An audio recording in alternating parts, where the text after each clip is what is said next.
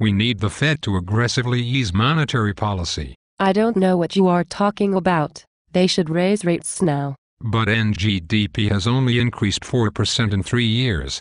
Normally it would rise at least 15% over that time span. But the Fed's mandate isn't NGDP, it's an inflation targeter. Actually, its mandate is stable prices and high employment.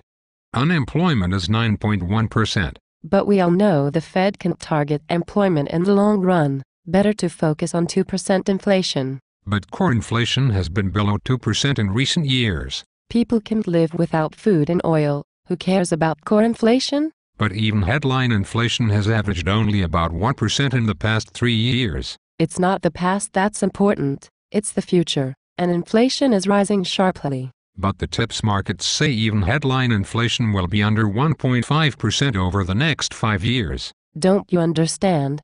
These low interest rates will create another asset price bubble, just like in 2003-06. Oh, so you do favor looking at asset prices. I thought you wanted a single mandate. Headline inflation. Well, consumer inflation is important, but asset prices should be part of the index. But housing prices are down 32% and still falling. So if we added assets to the CPI, wouldn't it show deflation? Or do you just favor paying attention to asset prices when they are high? Face it.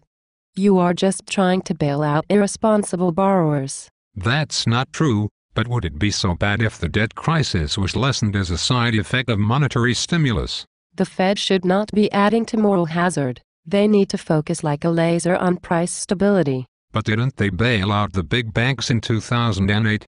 Why not a little help for middle-class homeowners? Because they aren't too big to fail. But isn't there evidence the entire world economy is headed for a slump? Michael Darda predicts Europe's NGDP will decline in 2012. China is slowing rapidly. U.S. personal income growth has now turned negative. Japan is still in deflation. Aren't you worried? Yes, but countries like Australia are still doing quite well. Okay, now for my ace in the hole. The price of copper is widely known as the gold center, the copper standard of all forecasters. It is an amazing record of accuracy in predicting the world economy, and look at where it's headed, falling off a cliff. Faye. Copper is what pennies and farthings are made out of.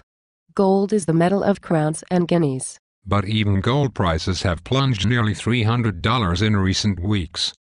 Well, why didn't you say so? Fire up the helicopters.